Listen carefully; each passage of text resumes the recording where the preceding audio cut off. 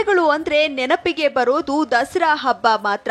ನಮ್ಮಲ್ಲಿ ಪೌರಾಣಿಕ ಕಥೆಗಳು ಇನ್ನು ಜೀವಂತವಾಗಿ ಉಳಿದುಕೊಂಡಿವೆ ಅಂದ್ರೆ ಅದು ಗೊಂಬೆಗಳಿಂದ, ಗೊಂಬೆಗಳ ಮೂಲಕ ಹೇಳುವ ಕಥೆಗಳಿಂದ ಅಂದ್ರೆ ತಪ್ಪಾಗ್ಲಾರ್ದು. ಪೌರಾಣಿಕ ಕಥೆಗಳು ನಶಿಸುತ್ತಿರುವ ಈ ದಿನಮಾನಗಳಲ್ಲಿ ಇನ್ನೂ ಕೂಡ ಗೊಂಬೆ ಆಟಗಳ ಮೂಲಕ ಕಲಾವಿದರು ರಾಮಾಯಣ ಮಹಾಭಾರತದಂತಹ ಕಥೆಗಳಿಗೆ ಜೀವ ತುಂಬುತ್ತಿದ್ದಾರೆ. ಇಂತಹ ಗೊಂಬೆ ಆಟದಲ್ಲಿ ತೊಗಲು ಗೊಂಬೆ ಆಟ ಕೂಡ ಒಂದು. ಹಾಗಾದ್ರೆ ನಿಮ್ಮ ಸಿರಿ ಕಾರ್ಯಕ್ರಮದಲ್ಲಿ ತೊಗಲು ಗೊಂಬೆ ಆಟದಿಂದ ಕಥೆಗಳನ್ನ ಹೇಳ್ತಾರೆ ನಮ್ಮ ಸಿರಿ ಸಖಿಯರು. ಕೇಳೋಣ ಬನ್ನಿ. ಈ ದಿನ ನಾನು ನಿಮಗೆ ಪ್ರಾಚೀನ ಕಲೆಯಾದಂತಹ, ನಮ್ಮ ನಾಡಿನ ಅತ್ಯದ್ಭುತ ಕಲೆಯಾದಂತಹ ತೊಗಲುಗೊಂಬೆ ಆಟವನ್ನು ನಿಮ್ಮ ಮುಂದೆ ಪ್ರಸ್ತುತಪಡಿಸಬೇಕು ಅಂತ ಅಂದ್ಕೊಂಡಿದ್ದೀನಿ. ಈಗಿನ ಮಕ್ಕಳಿಗೆ ಗೊಂಬೆ ಆಟ ಅಂತ ಅಂದ ತಕ್ಷಣ ಅವರಿಗೆ ನೆನಪಾಗೋದೇ ಈ ಕಾರ್ಟೂನ್ಸು ಮತ್ತು ಈ ಡಿಸ್ನಿ ಲ್ಯಾಂಡ್ ಬರುತ್ತೆ, ಆ ಥರದ್ದೆಲ್ಲ. ಅಂಥ ಒಂದು ಗೊಂಬೆ ಬಗ್ಗೆ ಅವರಿಗೆ ಬಹಳ ಆಸಕ್ತಿ ಇರುತ್ತೆ. ಆದರೆ ಈ ಒಂದು ತೊಗಲುಗೊಂಬೆ ಅಂದರೆ ಈ ನಮ್ಮ ಈ ಶ್ಯಾಡೋ ಪೊಪೆಟ್ ಅಂತ ನಾವೇನು ಹೇಳ್ತೀವಿ, ಅದ್ರ ಬಗ್ಗೆ ಸಾಮಾನ್ಯವಾಗಿ ಮಕ್ಕಳಿಗೆ ಅಷ್ಟು ಗೊತ್ತಿರಲ್ಲ. ಅಂದರೆ ಇದರಲ್ಲಿ ನಾವು ಕೆಲವೊಂದು ಪೌರಾಣಿಕವಾದಂತಹ ಕಥೆಗಳನ್ನು ತಗೊಂಡು ನಾವು ಈ ತೊಗಲುಗೊಂಬೆಯನ್ನು ಆಡಿಸ್ತೀವಿ. ಅದಕ್ಕೆ ತಕ್ಕ ಹಾಗೆ ನಾವು ಇದನ್ನು ಆ ಗೊಂಬೆಗಳಿಗೆ ವೇಷಭೂಷಣವನ್ನೆಲ್ಲ ಮಾಡಿ ಈ ತೊಗಲುಗೊಂಬೆಯನ್ನು ನಾವು ಕಥೆಯ ಮೂಲಕ ಪ್ರಸ್ತುತಪಡಿಸ್ತೀವಿ. ಸಾಮಾನ್ಯವಾಗಿ ದೀಪಾವಳಿ ಸಮಯದಲ್ಲಿ ನಾವು ನರಕ ಚತುರ್ದಶಿ ಅಂತ ಆಚರಿಸ್ತೀವಿ. ಈ ನರಕ ಚತುರ್ದಶಿ ಹೇಗೆ ಬಂತು, ಯಾಕೆ ಆಚರಿಸ್ತಾರೆ ಅನ್ನೋ ಒಂದು ಹಿನ್ನೆಲೆನ ಈ ನರಕಾಸುರ ವಧೆ ಅನ್ನೋ ಒಂದು ತೊಗಲುಗೊಂಬೆ ಆಟದಲ್ಲಿ ನೀವು ನೋಡಬಹುದು.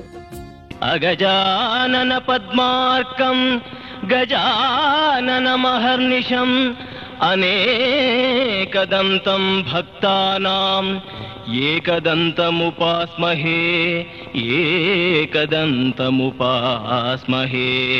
ಭೂಮಿ ತಾಯಿಯ ಮಗನು ನಾನು, ಭೂಮಿ ತಾಯಿಯ ಮಗನು ನಾನು, ಅರೆ ಭಯಂಕರ ಶೂರನು, ಅರೆ ಭಯಂಕರ ಶೂರನು, ನರಕಾಸುರನೆಂದು ನನ್ನ, ನರಕಾಸುರನೆಂದು ನನ್ನ ಕರೆವರಿ ಜಗದೀ.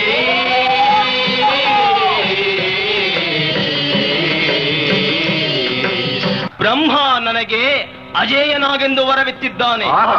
ಆದ ಕಾರಣ ಈಗ ನನ್ನ ಮುಂದಿನ ಕಾರ್ಯ ಸ್ವರ್ಗಕ್ಕೆ ಲಗ್ಗೆ ಹತ್ತುವುದು. ಹಿಂದೆ ಸ್ವರ್ಗಕ್ಕೆ ಲಗ್ಗೆ ಹೊಡೆಯೋಣ, ಅಮರೇಶನನ್ನ ಯುದ್ಧದಲ್ಲಿ ಸದೆ ಬಡಿಯೋಣ. ಎಲೈ ನರಕಾಸುರ, ಸ್ವರ್ಗದ ಮೇಲೆ ದಂಡೆತ್ತಿ ಬರುವಷ್ಟು ಧೈರ್ಯವೇ ನಿನಗೆ? ಈ ನನ್ನ ವಜ್ರಾಯುಧದಿಂದ ನಿನ್ನ ತಲೆಯನ್ನು ಸೀಳಿಕೆರ ಹುತ್ತೇನೆ ನೋಡುತ್ತಿರೋ. ಎಲೈ ದೇವೇಂದ್ರ, ನನ್ನನ್ನು ಹೀಯಾಳಿಸುವಷ್ಟು ಧೈರ್ಯ ಬಂತೆ ನಿನಗೆ? ನನಗೆ ಬ್ರಹ್ಮನಿಂದ ಅಜೇಯನಾಗೆಂದು ವರವಿದೆ, ತಿಳಿಯಿತೆ? ಎಲೈ ಇಂದ್ರ, ಬಾ ಹಾಗಾದ ಯುದ್ಧಕ್ಕೆ. ಇದೋ ಬಂದೆ, ಸನ್ನದ್ಧನಾಗಿಯೇ ಇದ್ದೇನೆ. ನಿನ್ನ ತಲೆಯನ್ನು ತರಿದೊಗೆಯುತ್ತೇನೆ.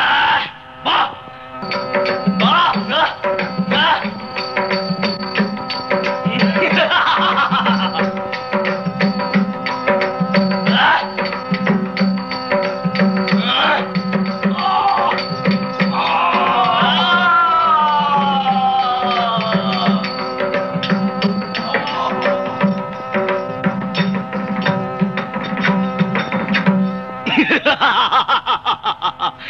ಇಂದ್ರನು ಸೋತು ಬೆನ್ನು ತಿರುಗಿಸಿ ಓಡಿ ಹೋದನು. ಅಮರಾವತಿಯನ್ನು ಗೆದ್ದ ಸಂಕೇತವಾಗಿ ಇಂದ್ರನ ಸಿಂಹಾಸನದ ಈ ಶ್ವೇತ ಛತ್ರವನ್ನೇ ತೆಗೆದುಕೊಂಡು ಹೋಗುತ್ತೇನೆ.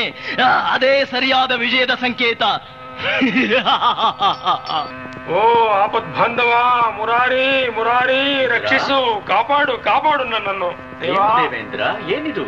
ಯಾವ ತೊಂದರೆ ನಿನಗೆ? ಯಾವ ಕಂಟಕ? ಭೂದೇವಿಯ ಮಗನಾದ ನರಕಾಸುರನ ಸ್ವರ್ಗದ ಮೇಲೆ ದಂಡೆತ್ತಿ ಬಂದು ನನ್ನನ್ನು ಸೆದೆಬಡಿದು ಗೆಲುವಿನ ಕುರುಹಾಗಿ ನನ್ನ ಸಿಂಹಾಸನದ ಶ್ವೇತ ಛತ್ರವನ್ನೇ ಅಪಹರಿಸಿಕೊಂಡು ಹೋಗಿ ಇಡೀ ದೇವ ಸಮುದಾಯಕ್ಕೆ ಮಹದ ಅವಮಾನವಾಗಿದೆ. ಕಾಪಾಡಬೇಕು ಮಹಾಪ್ರಭು, ಕಾಪಾಡಬೇಕು. ಹಾಗೇನೋ? ಸರಿ ಸರಿ, ಭಯಪಡಬೇಡ, ಭಯಪಡಬೇಡ. ಈಗಲೇ ಹೊರಟು ಆ ದುರುಳನನ್ನು ಸಂಹರಿಸಿ ನಿನ್ನ ಶ್ವೇತ ಛತ್ರವನ್ನು ಖಂಡಿತವಾಗಿ ತಂದು ಕೊಡುತ್ತೇನೆ. ಧನ್ಯನಾದೆ ಪ್ರಭು, ಧನ್ಯನಾದೆ. ಕೆಲವೋ ದುರುಳ ನರಕಾಸುರ, ಒಳ್ಳೆಯ ಮಾತಿನಿಂದ ಇಂದ್ರನ ಶ್ವೇತ ಛತ್ರವನ್ನು ತಂದು ಕೊಡುವೆಯೋ, ಇಲ್ಲವೇ ನನ್ನೊಡನೆ ಯುದ್ಧಕ್ಕೆ ನಿಲ್ಲುವೆಯೋ?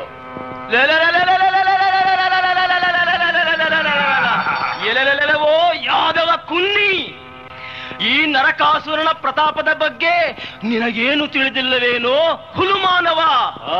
ಜರಾಸಂಧನಿಗೆ ಬೆದರಿ ಓಡಿ ಹೋದ ಪುಕ್ಕಲು ಯಾದವ.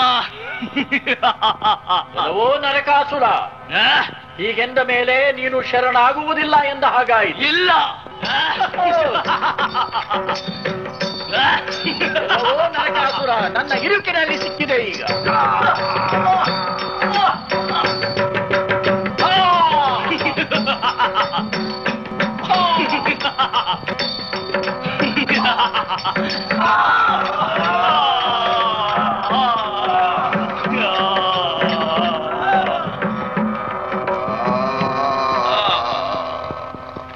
ಆಹಾ, ದೇವೇಂದ್ರ, ಬ್ರಹ್ಮನವರಾಗಿದೆ ಎಂದು ಅಬ್ಬರಿಸುತ್ತಿದ್ದ ಈ ರಕ್ಕಸನ ಸಾವು ಬ್ರಹ್ಮನ ತಂದೆಯಿಂದಲೇ ಆಗಬೇಕಾದದ್ದು ವಿಧಿ ನಿಯಮ.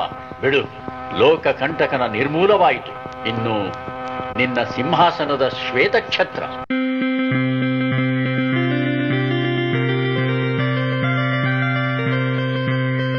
ನರಕಾಸುರನನ್ನು ಕೊಂದ ಸಂತೋಷದ ಸಂಕೇತವಾಗಿ ಈ ದಿನವನ್ನು ಭೂಲೋಕದ ಜನರೆಲ್ಲ ದೀಪಾವಳಿಯ ನರಕ ಚತುರ್ದಶಿ ಎಂದು ಆಚರಿಸುವಂತೆ ಅನುಗ್ರಹಿಸು ದೇವಾ. ನಿನ್ನ ಇಚ್ಛೆಯಂತೆ ಆಗಲಿ. ಪ್ರತಿಯೊಬ್ಬರೂ ನರಕಾಸುರ ಅಥವಾ ಬಲಿಯ ಅಧೀನರಾಗಿದ್ದಾರೆ. ನಾನು ಒಂದು ಜ್ಯೋತಿ, ಅತಿ ಸೂಕ್ಷ್ಮ ಜ್ಯೋತಿ, ಹಣೆಯ ಮಧ್ಯದಲ್ಲಿ ಹೊಳೆಯುವ ಚೈತನ್ಯ ಜ್ಯೋತಿ, ದೇಹ ಎಂಬ ರಥದ ಸಾರಥಿ. ಅಜ್ಞಾನದ ಕತ್ತಲನ್ನು ದೂರ ಮಾಡಿ ಜ್ಞಾನದ ಬೆಳಕನ್ನು ಬೀರುವುದೇ ದೀಪಾವಳಿಯ ಸತ್ಯಾರ್ಥ. ಈ ಒಂದು ನರಕಾಸುರ ವಧೆ ಅಂತಂದರೆ ಈ ಕೃಷ್ಣ ನರಕಾಸುರನನ್ನು ಹೇಗೆ ಕೊಲ್ತಾನೆ, ಯಾಕೆ ಕೊಲ್ತಾನೆ ಅನ್ನೋ ಅಂಥದ್ದು.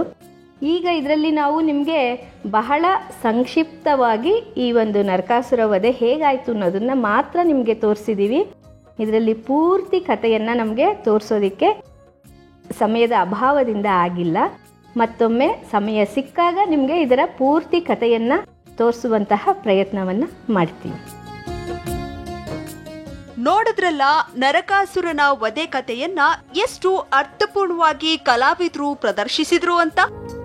ಇದೇ ರೀತಿ ಪೌರಾಣಿಕ ಕಥೆಗಳು ತೊಗಲುಗೊಂಬೆ ಆಟದ ಮೂಲಕ ಪ್ರದರ್ಶಿಸಲಾಗುತ್ತದೆ. ಆದ್ರೆ ಪೌರಾಣಿಕ ಕಥೆಗಳನ್ನ ಉಳಿಸಿ ಬೆಳೆಸಬೇಕಾದ್ರೆ ಈ ಕಲೆಯನ್ನ ಪ್ರೋತ್ಸಾಹಿಸುವುದು ನಮ್ಮೆಲ್ಲರ ಕರ್ತವ್ಯ.